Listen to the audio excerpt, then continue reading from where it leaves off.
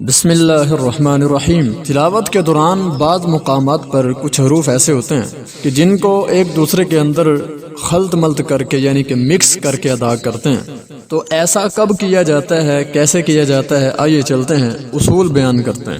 ناظرین، چھوٹا سا اصول ہے، کوئی لمبا چوڑا اصول نہیں ہے کہ جب نون ساکن اور تنوین کا سبق ہم کافی دن سے چلا رہے ہیں، آج بھی انشاءاللہ نون ساکن اور تنوین کا ہی ذکر ہوگا کہ جب ان دونوں چیزوں کے آگے واو اور یا آ جائے نا، تو پھر ہم نون ساکن اور تنوین کا واو اور یا کے اندر ادغام کر کے ادا کرتے ہیں۔ اگر آپ کو ادغام کی سمجھ نہیں ہے تو میں آسان الفاظ میں بتاتا ہوں کہ مکس کر کے ادا کرتے ہیں۔ کیسے ادا کرتے ہیں، آئیے چلتے ہیں۔ آپ سکرین پر دیکھیں، سب سے پہلی مثال ہے نون ساکن کے آگے یا کی مثال آپ سکرین پر دیکھیں، من یقول، ٹھیک ہے، میم زبر نون من، اور اس کے آگے یا آ چکی ہے۔ تو جن بہن بھائیوں کو اس اصول کا نہیں پتا ہوتا تو وہ ضرور اپنی تلاوت کے اندر اس طرح کی غلطی کرتے نظر آتے ہیں۔ اس لفظ کو کیسے ادا کریں گے؟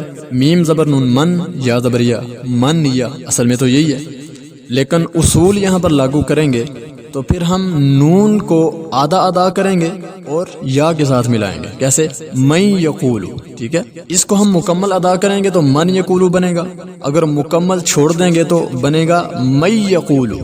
دونوں طرح غلط ہے، تو درست کیا ہے؟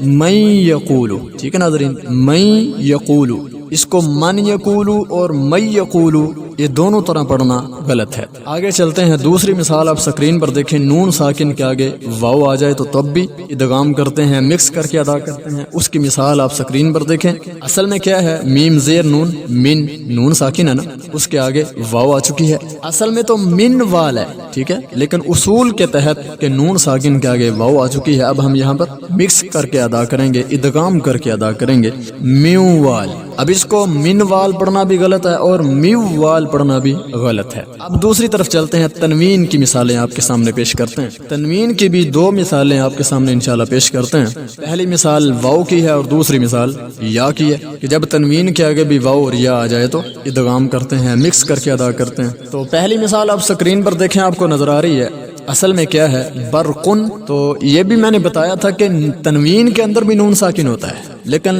نظر نہیں آتا۔ نون ساکن جو ہوتا ہے نا، اس میں نون ساکن لکھا ہوا نظر آتا ہے، لیکن تنوین کے اندر جو نون ساکن ہوتا ہے وہ لفظوں میں لکھا ہوا نظر نہیں آتا لیکن پڑھا ضرور جاتا ہے۔ قاف دو پیش قن ہے اور اس کے آگے یا ہے، تو اب یہاں پر بھی ہم برقن یجعلون نہیں پڑھیں گے بلکہ تنوین کو یا کے ساتھ ادغام کر کے مکس کر کے ادا کریں گے، برقن یجعلون، ٹھیک ہے، برقن یجعلون پڑھنا بھی غلط ہے اور برقن یجعلون پڑھنا بھی غلط۔ دوسری مثال واو کی ہے، آپ سکرین پر دیکھیں، وَلِكُلٍّ وِجْهَةٌ، لام کے نیچے دو زیروں کی تنوین ہے اور اس کے آگے واو آ چکی ہے۔ اب یہاں پر بھی ہم مکس کر کے ادا کریں گے تنوین اور واو کو، وَلِكُلٍّ وِجْهَةٌ، وَلِكُلٍّ وِجْهَةٌ پڑھنا بھی غلط ہے اور وَلِكُلِّ وِجْهَةٌ پڑھنا بھی غلط ہے۔ تو صحیح کیا ہے بھائی؟ وَلِكُلٍّ وِجْهَةٌ، وَلِكُلٍّ وِجْهَةٌ۔ امید ہے کہ آپ کو انشاءاللہ اس چھوٹے سے اصول کی سمجھ آ گئی ہوگی۔ مثالیں دے کر سمجھانے کا مقصد یہ ہوتا ہے کہ اچھی طرح سمجھ آ جائے۔ ایک مرتبہ دوبارہ ریپیٹ کر دیتا ہوں